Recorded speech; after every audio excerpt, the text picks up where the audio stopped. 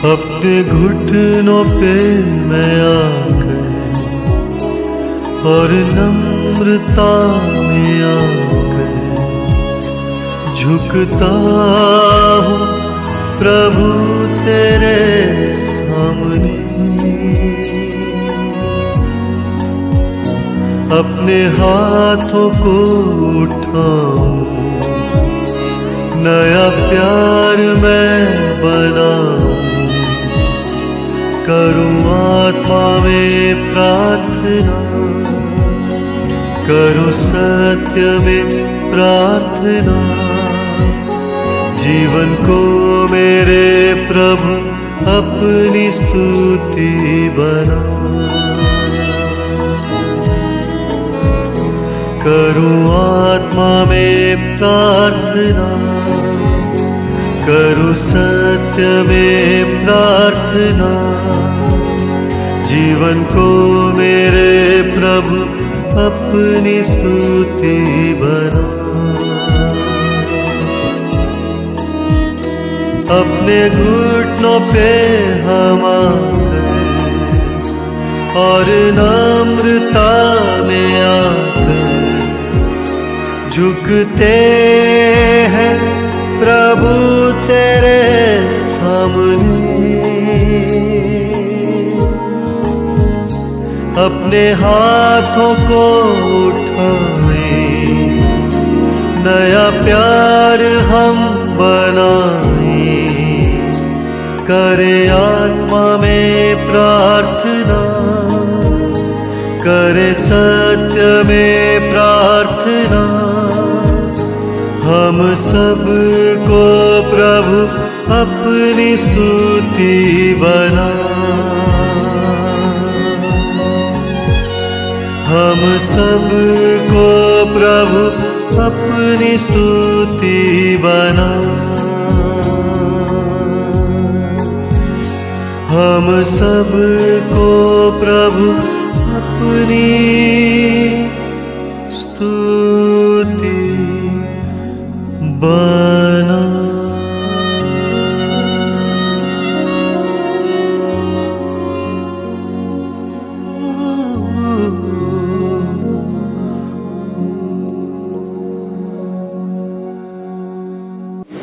Praise the Lord. जय मसीह। आज एक बार फिर से मैं आज की आराधना सभा में आप सबका स्वागत करता हूँ।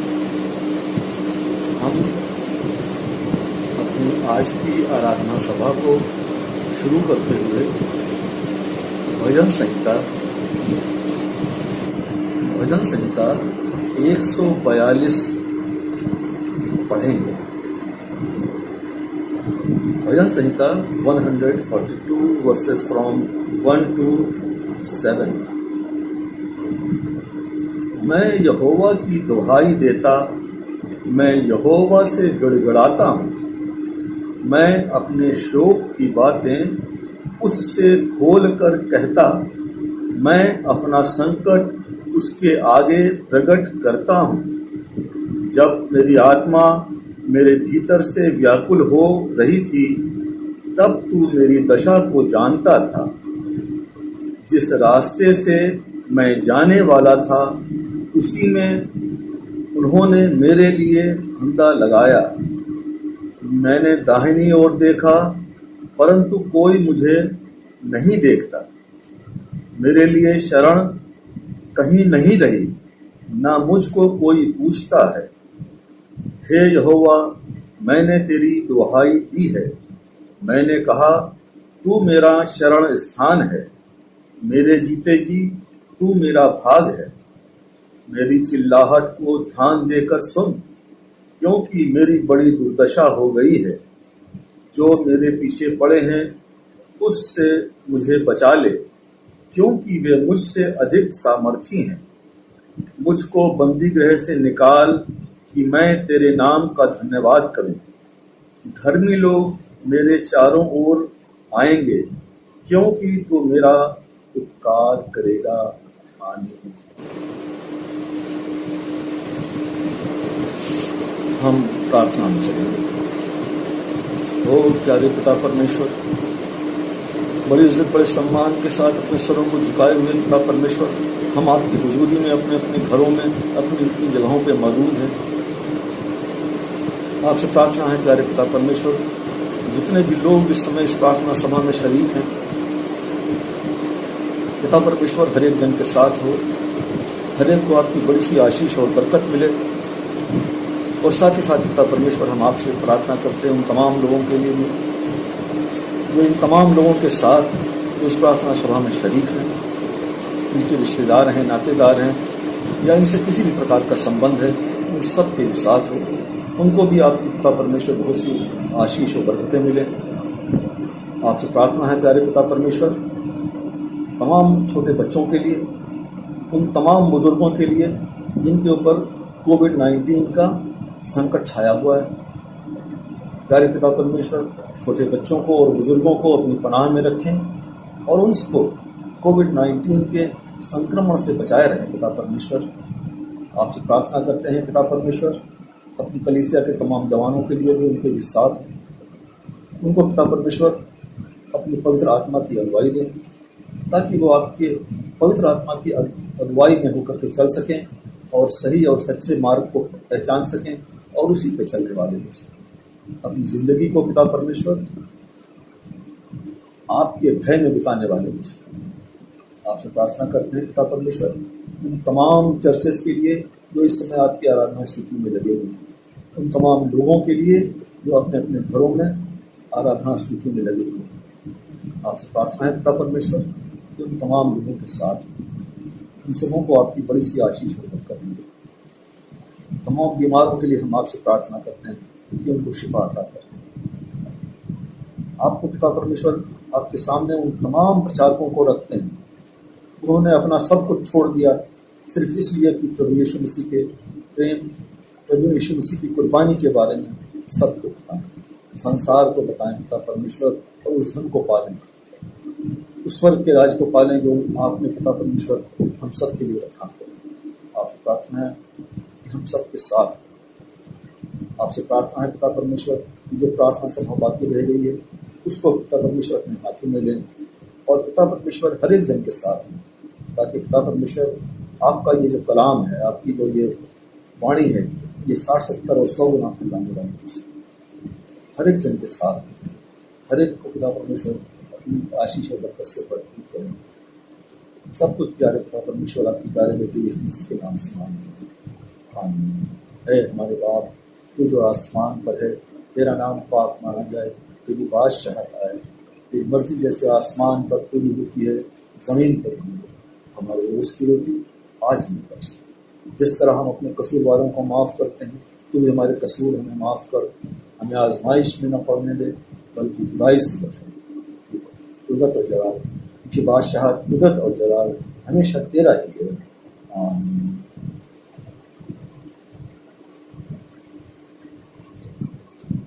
अब समय है कि हम लोग परमेश्वर के वचन की ओर चलेंगे। हम लोग पढ़ेंगे मत्ती की इंजील, उसका 13वां अध्याय और उसकी 44वीं आयत। Matthew 13 verse 44। स्वर्ग का राज खेत में छिपे हुए धन के समान, जिसे किसी मनुष्य ने पाया और छिपा दिया, और मारे आनंद के जाकर अपना सब कुछ बेच दिया और उस खेत को मोल ले लिया। आइए हम प्रार्थना करें। प्यारे पिता परमेश्वर, बड़ी इज्जत बड़े सम्मान के साथ अपने सबों को झुकाए हुए आपकी हुजूरी में हम सब मौजूद हैं। प्यारे पिता परमेश्वर, मैं अपने आप को और इन तमाम लोगों को जो मेरी आवाज़ को सुन रहे हैं आपके हुजूरी में देता हूँ और आपसे प्रार्थना करता हूँ। प्यारे पिता परमेश्वर, अपने वचन मेरे मुंह में डालिए ताकि मैं अपने ओर से नहीं परंतु पिता परमेश्वर जो आप चाहते हैं आपके लोगों को वो वचन पहुंचा सकूं। लोगों के लिए प्रार्थना है प्यारे पिता परमेश्वर कि उनको समझ दें कि आपके वचन को पिता परमेश्वर को ग्रहण कर सकें और अपने मनों में रख सकें, और साथ ही साथ पिता परमेश्वर वो दूसरों को भी बांटने वाले हो सकें, ताकि ये वचन 60, 70 और 100 गुना फल लाने वाला हो सके। आमीन। अभी हम लोगों ने मत्ती की इंजील उसका 13वां अध्याय और 44वीं आयत पढ़ी। ये एक दृष्टांत है जिसे यीशु मसीह कह रहे हैं। हम जानते हैं कि यीशु मसीह अपनी शिक्षा को दृष्टांतों के माध्यम से भी दिया करते थे। ये उनकी एक टीचिंग टेक्निक थी जिसका उन्होंने इजाद किया था, और ये टेक्निक ये है कि वो छोटी छोटी कहानियों में अपनी बात को लोगों को समझाते थे। और ये जो अभी आपके सामने मत्ती की इंजील 13वां अध्याय उसका 44वीं आयत पढ़ी गई है, ये पूरी एक आयत एक पूरे दृष्टांत को बताती है, एक छोटी कहानी को बताती है। वो छोटी कहानी क्या है? स्वर्ग का राज खेत में छिपे हुए धन के समान। आगे देखते हैं, जिसे किसी मनुष्य ने पाया और छिपा दिया और मारे आनंद के जाकर अपना सब कुछ बेच दिया और उस खेत को मोल ले लिया। अगर हम देखें तो साहित्यिक दृष्टि से ये एक बड़ा अनोखा, बड़ा सुंदर दृष्टांत है, जो कि बहुत ही कम शब्दों में एक बहुत गहरी बात को कह रहा है। प्रभु यीशु मसीह ने बहुत से दृष्टांत कहे हैं, और उन दृष्टांतों में से कुछ ही ऐसे थे जो कि एक ही आयत में पूरे हो गए, जो पूरी कहानी को एक ही आयत में कुछ ही लफ्जों में उन्होंने बयान कर दिया। जैसे कहते हैं ना कि गागर में सागर भर देना। प्रभु यीशु मसीह ने गागर में सागर भर दिया। हम ध्यान दें इन पे कि यह है क्या है, ठीक से इसको हम समझने की कोशिश करेंगे। एक बात तो हम सब जानते हैं कि प्रभु यीशु मसीह इस संसार में मनुष्यों को उद्धार देने के लिए आया था। तो जो कुछ भी बात वो कहता है, जो कुछ भी बात वो समझाता है, वो इस सिलसिले में होती है कि हम उद्धार को प्राप्त करें। और वो संसार में मनुष्यों को उद्धार देना चाहता है। इसलिए जो भी वो दृष्टांत कहता है, जो भी वो बात कहता है, उसके पीछे कहीं ना कहीं ये बात होती है कि मनुष्य उद्धार को प्राप्त करे। और यहां पर जो ये कह रहे हैं, स्वर्ग का राज खेत में छिपे हुए धन के समान। मतलब क्या है? मतलब यह है कि स्वर्ग का राज मतलब उद्धार। उद्धार जो है वो खेत में छिपे हुए धन के समान। अगर हम ध्यान से देखें कि इसमें और आगे क्या लिखा है, जिसे किसी मनुष्य ने पाया। कोई मनुष्य है जो इस धन को पाता है। किस धन को? उद्धार के धन। फिर आगे यूं लिखा हुआ है सॉरी, और मारे आनंद के जाकर अपना सब कुछ बेच दिया और उस खेत को मोल ले लिया। यहां पे यीशु मसीह हमको ये बता रहे हैं कि कोई आदमी है और वो खेत में काम कर रहा है। उसका अपना खेत है, किसी और का खेत है, वो क्या मजदूर है, इन सब बातों का कोई जिक्र नहीं।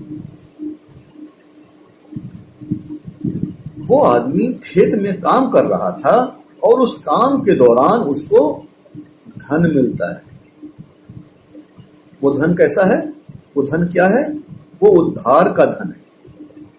वो स्वर्ग का राज्य है जो उसको अपने काम करने के दौरान मिलता है। ये काम क्या कर रहा है, ये कौन सा खेत है, ये कहाँ काम कर रहा है। अजीजों, अगर हम गौर करें तो हम ये पाते हैं कि इस संसार में हर मनुष्य का एक दायरा है। उस दायरे में ही रह करके वो अपने इस दुनिया के तमाम कामों को पूरा करता है। अगर नौकरी करता है तो नौकरी में जो उसका इन्वायरमेंट है, जो उसके चारों ओर चीजें हैं, जब वो अपने घर में रहता है तो वो सारी चीजें, जब वो अपने सोसाइटी में उठता बैठता है तब उसके सोसाइटी का वो चारों ओर उसका एक सारी बातें मिल करके एक वातावरण बनाते हैं, उसका एक एनवायरनमेंट बनाते हैं। और ये एनवायरनमेंट ही नौकरी करने की जगह, आने जाने की जगह, समाज में उठने बैठने की जगह, या कुछ भी करने की, जो कुछ भी उसकी चारों ओर की बातें हैं, वो सब उसका एनवायरनमेंट है, वो सब उसका वातावरण है जिस वातावरण में वो रहता है। और हम लोग ये अच्छी तरह से जानते हैं कि एनवायरनमेंट का, वातावरण का मनुष्य के ऊपर बहुत गहरा प्रभाव पड़ता है। वो अपने वातावरण से, वो अपने चारों ओर की चीजों से बहुत प्रभावित होता है। और हम लोग भी जब इस संसार में रहते हैं तो हमारे चारों ओर के वातावरण में हमें बहुत सारी चीजें देखने और सुनने और समझने को मिलती है। हम जब अपने जीवन में अपने काम को कर रहे होते हैं, अपना जीवन व्यतीत कर रहे होते हैं, तो उस समय कहीं ना कहीं, कभी ना कभी जीसस से हमारा इनकाउंटर होता है। कभी ना कभी पवित्र आत्मा को हम महसूस करते हैं और कभी ना कभी हम इस बात को पता करते हैं, इस बात को हम महसूस करते हैं, इस बात का हमें एहसास होता है कि खुदाउन यहोवा परमेश्वर हमसे कितना प्रेम करता है। इतना प्रेम करता है कि उसने अपना इकलौता पुत्र दे दिया, कि उसने अपना इकलौता बेटा हमारे लिए कुर्बान होने को दे दिया। और हमें करना क्या है? हमें करना यह है कि उसके ऊपर भरोसा करें ताकि हम नाश ना हो बल्कि अनंत जीवन। हम अपने जिंदगी के दौरान, हम अपने जीवन के दौरान कभी ना कभी इस बात को महसूस जरूर करते हैं। कोई ना कोई पल ऐसा आता है जब हमको ये लगता है कि हमारा परमेश्वर हमसे बहुत प्रेम करता है। कभी ना कभी हमारा इनकाउंटर यीशु मसीह से होता है। कभी ना कभी पवित्र आत्मा की उपस्थिति का एहसास हमको होता है। और यही पवित्र आत्मा की उपस्थिति का एहसास यीशु मसीह से आमना सामना होने का, यानी यीशु मसीह से एनकाउंटर होने का एहसास, और परमेश्वर के प्रेम को समझने और जानने का एहसास जो है, यही हमारा वो उद्धार का धन है जो हमें अपने जीवन में कभी ना कभी मिलता जरूर है। तो जब हमको उद्धार का धन मिल गया तो क्या हमें अब कुछ करने की जरूरत नहीं है? अगर यीशु मसीह से हमारा इनकाउंटर हो गया, परमेश्वर के प्रेम को हमने समझ लिया, पवित्र आत्मा की उपस्थिति का एहसास हमने अपने दिल में कर लिया, तो क्या बस अब पर्याप्त हो गया? अजीजों, ये पर्याप्त नहीं। ये तो उतनी बात है कि हमको धन का पता चल गया, ये धन है हमारा, ये धन है। अब बात ये रह जाती है कि उस धन को हम अपना सब कुछ देकर, सब कुछ बेचकर उस धन को हम ले लें। उस धन को कैसे ले लेंगे? उस खेत को खरीद लें, उस खेत को खरीद लें और हम उस धन के असली मालिक हो जाएं। ये खेत के लिए मैंने अभी क्या बताया आपको? मैंने ये बताया कि हमारे जीवन में जो हमारे चारों ओर का वातावरण है, जो हमारे चारों ओर की परिस्थितियां हैं, हमारे जीवन में हम अपनी जिंदगी व्यतीत करते समय जो कुछ भी कर रहे होते हैं अपने जीवन में, उसके चारों ओर की सारी चीजें और इंक्लूडिंग हमारा अपना एक्शन, ये सब मिलकर के क्या है, एक खेत है। और इसी खेत में कभी ना कभी हमको परमेश्वर से इनकाउंटर होता है, यीशु मसीह से इनकाउंटर होता है, पवित्र आत्मा की उपस्थिति का एहसास होता है और हमको वो धन मिलता है।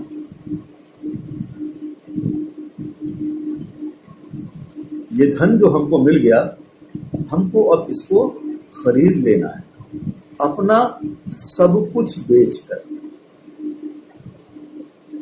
हमारे पास क्या है जिसे हम बेच करके खरीद लेना है? बाइबल हमें बताती है कि अपना धन तुम स्वर्ग में जमा करो। अपना धन तुम स्वर्ग में जमा करो।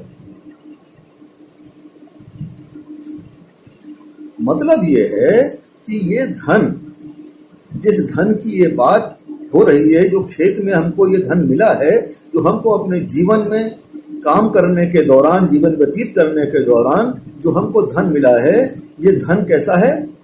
ये आत्मिक धन है, ये दुनियावी धन नहीं है। और इसलिए इसको हम अपना सब कुछ बेचकर, अपना घर बार, जो कुछ हमारे पास धन संपत्ति है, उसको बेचकर नहीं खरीद सकते। तो फिर हम अपना क्या सब कुछ बेचें? क्या हम अपना सब कुछ दे दें जिसके बदले कि हमको ये स्वर्ग का धन मिले? अजीजों, इसको हम समझने के लिए पढ़ेंगे मत्ती की इंजील 19वां अध्याय और 21वीं आयत। अच्छी तरह से ये चंद आयत हमको इसके बारे में समझा देंगी और बता देंगी। मत्ती की इंजील 19वां अध्याय और उसकी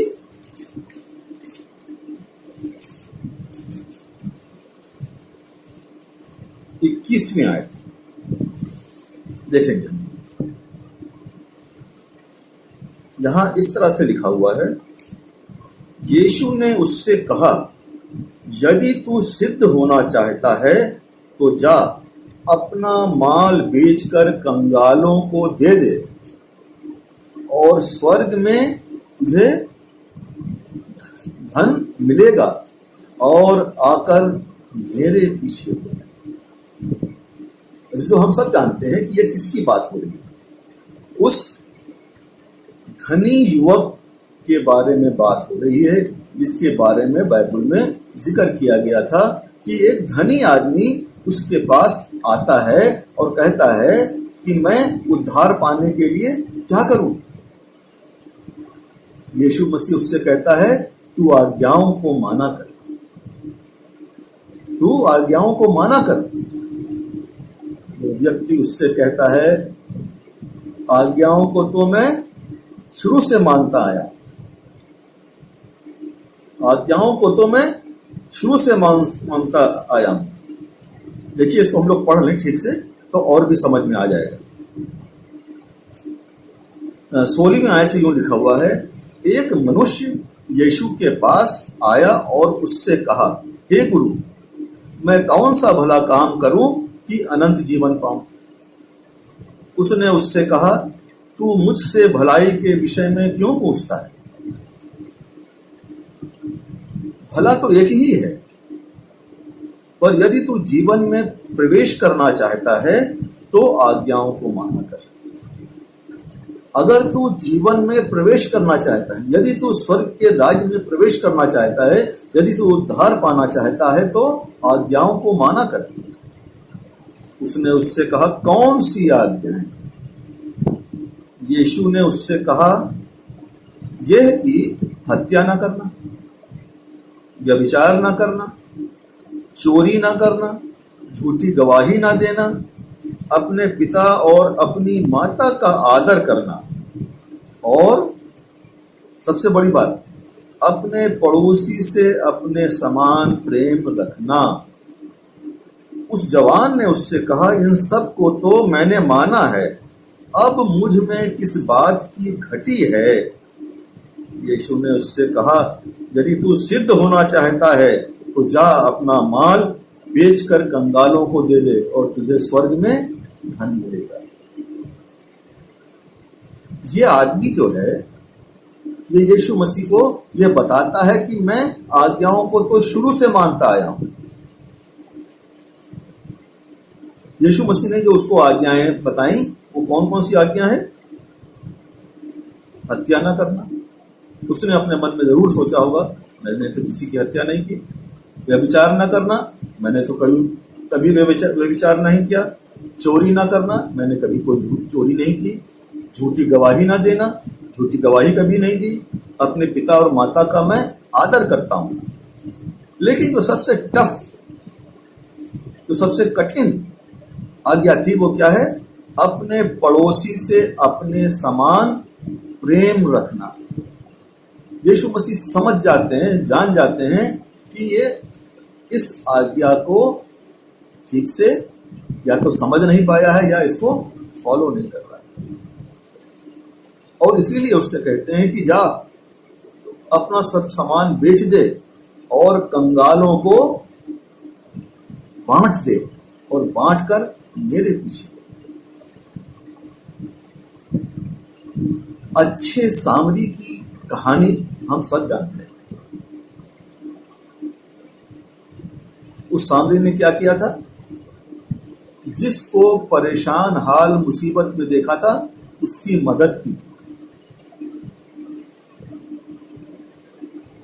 और ये आदमी यीशु मसीह से कह रहा है कि मैं अपने पड़ोसी को अपने समान प्रेम करता हूं, जबकि हकीकत में ऐसा नहीं है। वो नहीं कर पा रहा था। और यीशु मसीह उससे कहते हैं कि जा अपना सारा सामान बेचकर कंगालों को बांट। ये आदमी जो है, इसने भी स्वर्ग के राज्य के बारे में समझा और जाना। उसे पता है कि स्वर्ग के राज्य को, कि स्वर्ग का राज्य हमारे लिए है, उद्धार हमारे लिए है, और उद्धार को पाने के लिए क्या काम हमें करना है। और वो अपनी तरफ से ये सारी कोशिश करता है कि हम उद्धार को पाने के लिए अपने कामों को करें और हम उद्धार को पा सकें। लेकिन वो सारे काम, वो सारा प्रयास जो उसे करना चाहिए था, वो नहीं करता। यीशु मसीह कहते हैं कि इस उद्धार को पाने के लिए, स्वर्ग के राज्य को पाने के लिए अपना सब कुछ बेच देना है। हमको अपना सब कुछ बेच करके मोल ले लेना है। इस धनी आदमी को भी उस अपने उस एनवायरनमेंट को, जहां वो सोता जागता उठता बैठता अपने समाज में चलता फिरता काम करता है, उस काम, उस खेत को, उस वातावरण को उसे अपना लेना है। उस वातावरण के ऊपर उसको अपना नियंत्रण कर लेना, उस खेत को उसे खरीद लेना। क्या देकर? अपने अहम को, अपने अहंकार को, अपने खुदी को दे करके ही हमें उद्धार मिल सकता है। अगर हम अहंकार में रहेंगे, अगर हम दुनियावी धन के पीछे भागते रहेंगे, तो हमें स्वर्ग का राज्य नहीं मिलेगा। स्वर्ग के राज्य को लेने के लिए, पाने के लिए, उसको अपनाने के लिए हमें अपने चारों ओर के वातावरण को अपने नियंत्रण में कर लेना है, और इस नियंत्रण में करने के लिए हमें खुदी का इनकार करना है, अहंकार का इनकार करना है। हमको सबसे निचले स्तर पे चले जाना है, हमको सबकी सेवा करना है। और इस चीज को करके यीशु मसीह ने दिखाया भी और कहा, तुम में से जो बड़ा होना चाहे वो सबसे छोटा बने। और यीशु मसीह ने अपने चेलों के पैर धो करके इस बात को दिखाया गया। अभी जो दृष्टांत हम लोगों ने पढ़ा उसमें इस बात का वर्णन है कि हम अगर अपने जीवन में कभी यीशु मसीह से मिलते हैं, कभी हमको परमेश्वर के प्रेम का एहसास होता है, अगर हमको अपने जीवन में कभी पवित्र आत्मा का एहसास होता है तो हमको धन मिलता है। लेकिन हमको ये धन खाली मिल जाने से नहीं काम बनता है। हमको अपने जीवन का वो सारा वातावरण, वो सारा खेत जिसमें हम काम करते हैं, चलते उठते बैठते जागते जो कुछ भी हम करते हैं, वो सारा वातावरण, वो सारा खेत हमको अपनी उन तमाम चीजों को दे करके खरीद लेना है। और तभी हम स्वर्ग के राज के वारिस हो सकते हैं, तभी वो धन के हम हकदार हो सकते हैं और तभी वो धन हमको मिल सकता है। अजीजों, हम अपने ऊपर गौर करें।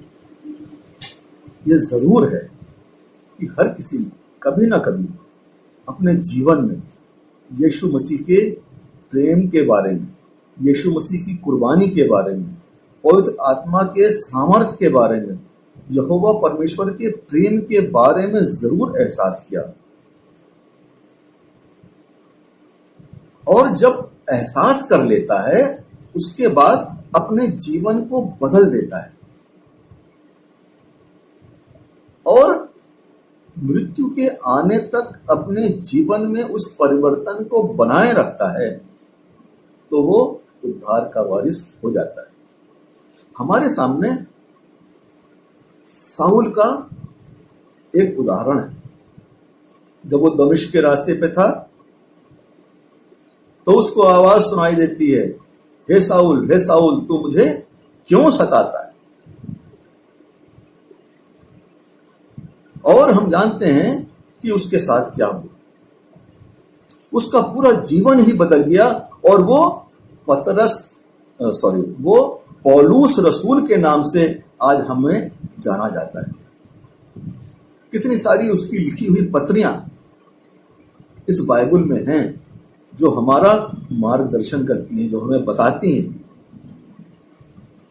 पौलुस का जो वातावरण था उस समय का, उसके जीवन का, उसके चारों ओर की जो एनवायरनमेंट था, जो कुछ वो काम करता था, वो सब क्या था? वो सारा वातावरण, वो सारा काम उसका था कि वो मसीहों को सताता था। जिन्होंने मसीहियत को अपना लिया था, जिन्होंने परमेश्वर यीशु मसीह को अपना उद्धारकर्ता मान लिया था, उनको वो सताता था, उनको परेशान करता था, उनको कैदखानों में डालता था। लेकिन जब वो पौलुस बन जाता है, वो अपना सब कुछ बेच देता है, वो अपना सब कुछ दान दे देता है और सब कुछ दे करके, सब कुछ बांट करके वो क्या करता है? उद्धार को पकड़ लेता है। अपने वातावरण को, अपने चारों ओर का जो कुछ भी उसका खेत था, जो कुछ भी उसकी चारों ओर की बातें थी, जो वातावरण था, उसको वो अपने नियंत्रण में कर लेता है और उद्धार का जो उसने धन पाया था उसको वो अपना लेता है, उसको वो प्राप्त कर लेता है। ये एक बड़ी गहरी बात इस एक लाइन के, इस एक आयत के दृष्टांत में यीशु मसीह ने हमसे कही। हमें इस दृष्टांत को देखते हुए अपने जीवनों को भी देखना है। हम जानते हैं कि बहुत से ऐसे मसीही हैं, बहुत से ऐसे प्रचारक हैं जिनका कहीं ना कहीं, कभी ना कभी यीशु मसीह से इनकाउंटर हुआ है। कभी ना कभी उनको कोई ट्रैक मिला जिसमें यीशु मसीह के बारे में बताया गया था, जिसमें परमेश्वर के प्रेम के बारे में बताया गया था। उन्होंने उसको पढ़ा और पढ़ करके उसके बारे में जानने की कोशिश की, समझने की कोशिश की और उनका जीवन बदल गया। उन्होंने अपने जीवन के उस वातावरण को जिसमें वो पहले जी रहे थे, उसको अपना सब कुछ दे करके अपना घर बार, माता पिता सब कुछ दे करके उसको खरीद लिया, उसको ले लिया। बहुत से लोग तो ऐसे हैं कि जो इस संसार में आत्महत्या करने के लिए जा रहे थे, परमेश्वर से उनका इनकाउंटर होता है, पवित्र आत्मा से उनका इनकाउंटर होता है। परमेश्वर के किसी दास के रूप में उनके पास परमेश्वर का संदेश पहुंचता है, उनको सब्र और तसल्ली मिलती है, और ये सब्र और तसल्ली उनको ये बताती है कि उनके लिए परमेश्वर का राज्य, स्वर्ग का राज्य उनके लिए रखा हुआ है। हमारा परमेश्वर यहोवा उनसे कितना प्रेम करता है। और इस बात को समझ करके जब वो अपना सारा जीवन बदल देते हैं, जब वो परमेश्वर के प्रेम में तल्लीन हो जाते हैं, जब वो सांसारिक चीजों को छोड़ देते हैं और छोड़ करके परमेश्वर के पीछे चल पड़ते हैं, ऐसे एक नहीं अनेकों उदाहरण हैं। अगर हम देखें अपने चारों ओर, ऐसे बहुत सारे उदाहरण हैं, बहुत सारे ऐसे आज भी हमारे सामने हैं, जीवित हैं लोग जो परमेश्वर के प्रेम को देखकर, परमेश्वर के प्रेम को पाकर अपना जीवन बदल दिए और स्वर्ग के राज्य के हकदार हो गए। अजीजों, हम तो बचपन से ही परमेश्वर के बारे में सुनते आ रहे हैं, परमेश्वर के प्रेम के बारे में जानते आ रहे हैं। हमको पता है कि उद्धार क्या है, हमको धन तो मिल गया है, लेकिन हम उस खेत को अपना नहीं पाए, उस खेत के मालिक नहीं बन पाए। जैसे कि ये आदमी को जब धन मिलता है तो वो खेत में गाड़ देता है, हम उस खेत को अभी तक अपने नियंत्रण में नहीं कर पाए। हम अपने जीवन को, अपने दिनचर्या को, अपने सोते जागते उठते बैठते जो कुछ भी हम करते हैं, उन सारी चीजों को हम अपने नियंत्रण में नहीं ले पाए। अगर हम उन सारी चीजों को अपने नियंत्रण में ले लें तो ये समझ लीजिए कि हमने उस खेत को खरीद लिया है। हम अपने अहंकार को छोड़ दें, हम अपने आप को इस तरह से कर लें कि परमेश्वर से अधिक हम किसी को प्रेम न करें।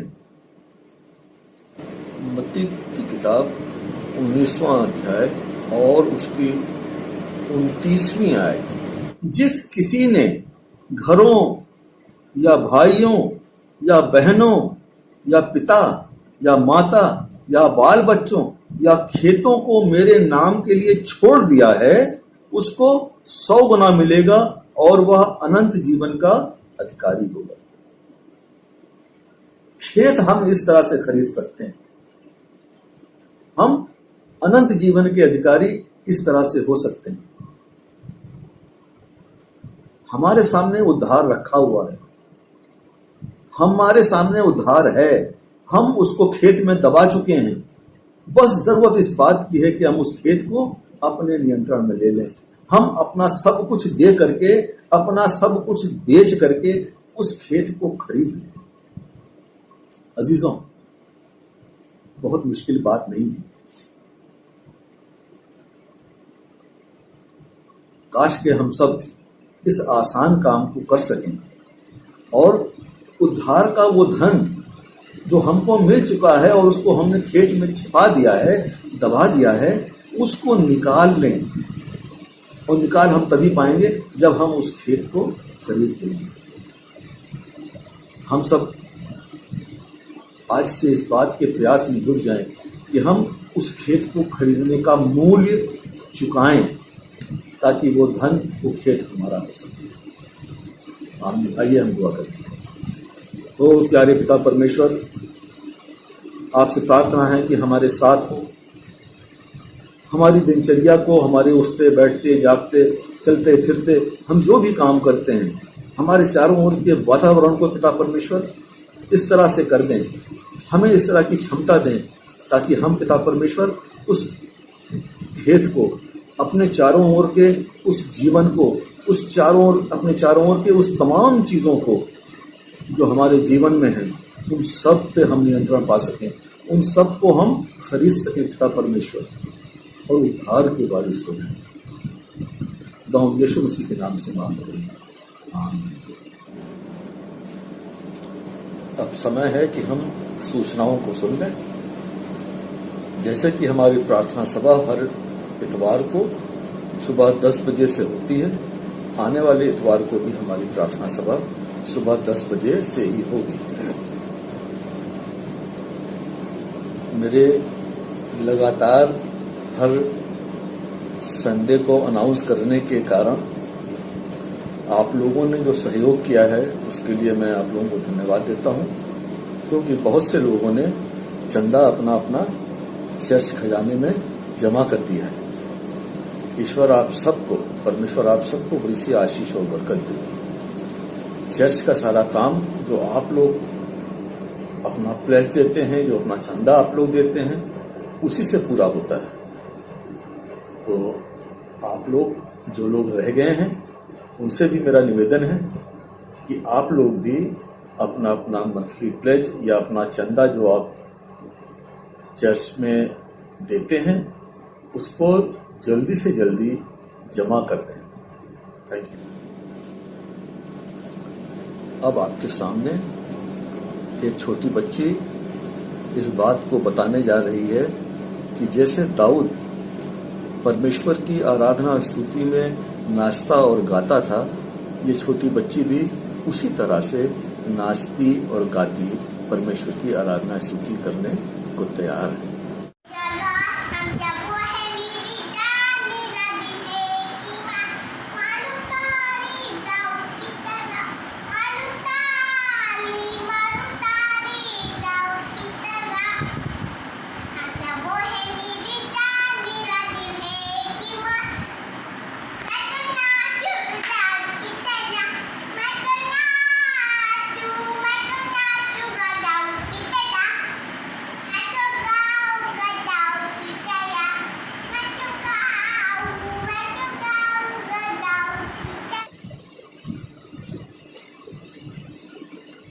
अब ये समय है कि हम लोग एक अंतिम गीत में फिर शामिल होंगे और उसके बाद कलमाए बरखास्त से ये प्रार्थना सभा समाप्त होगी।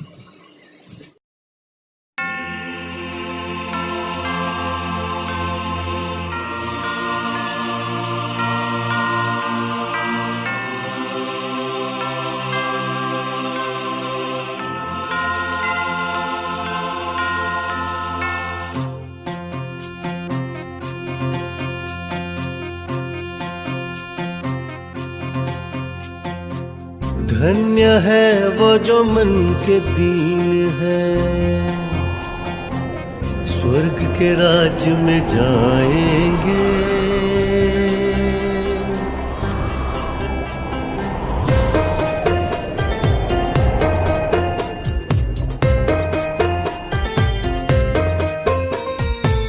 धन्य है वो जो मन के दीन है, स्वर्ग के राज में जाएंगे। धन्य है वो जो मन के दीन है, स्वर्ग के राज में जाएंगे। धन्य है वो जो शोक है करते, शांति आनंद पाएंगे। सुनो धन्य वचन, सुनो धन्य वचन, यीशु का धन्य वचन, होगा धन्य जीवन। धन्य है वो जो मन के दीन है, स्वर्ग के राज में जाएंगे। धन्य है वो जो शोक है करते, शांति आनंद पाएंगे। सुनो धन्य वचन, सुनो धन्य वचन, यीशु का धन्य वचन, होगा धन्य जीवन।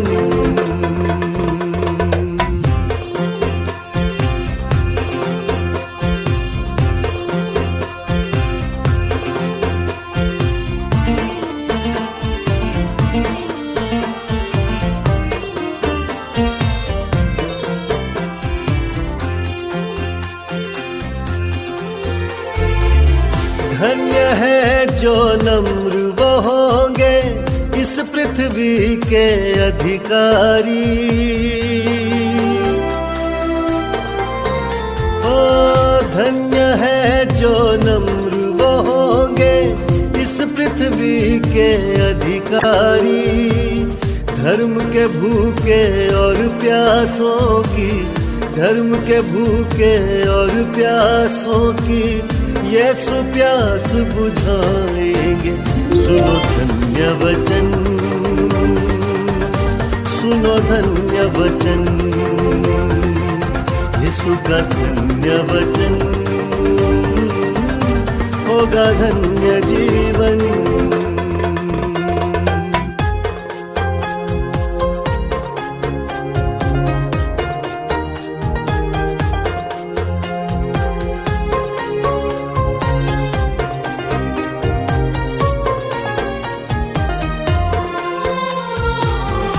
धन्य है वो जो दयावान है, उन पे की जाएगी दया।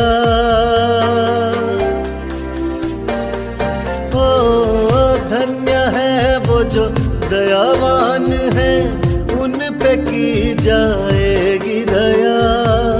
जिनके शुद्ध है मन वो, जिनके शुद्ध है मन वो परमेश्वर के दर्शन पाएंगे। सुनो धन्य वचन, सुनो धन्य वचन, करो इनका पालन, होगा धन्य जीवन। धन्य है वो जो मन के दीन है,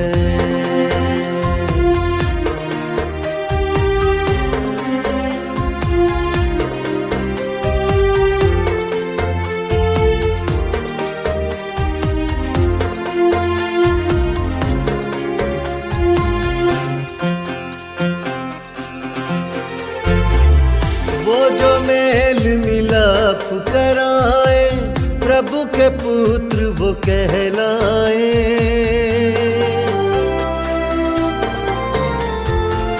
वो जो मेल मिलाप कराए, प्रभु के पुत्र वो कहलाए। प्रभु के कारण जाए सताए, प्रभु के कारण जाए सताए, स्वर्ग का राज्य वो पाएंगे। सुनो धन्य वचन, सुनो धन्य वचन, यीशु का धन्य वचन, करो इनका पालन। धन्य है वो जो मन के दीन है, धन्य है वो जो मन के दीन है, स्वर्ग के राज्य में जाएंगे। धन्य है वो जो शोक है करते, शांति आनंद पाएंगे।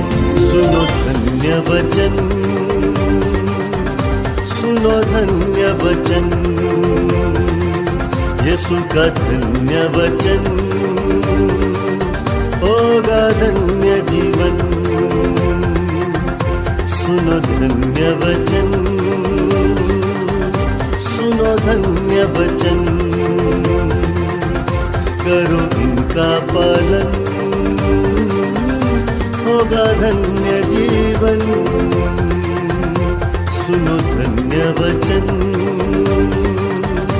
सुनो धन्य वचन।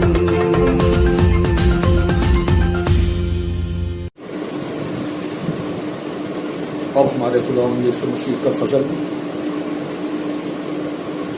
खुदा बाप की मोहब्बत और बाहू की शराकत हम सब तमाम मसीही ईमानदारों के साथ अब से लेकर अब तक होती रहे। आमीन आमीन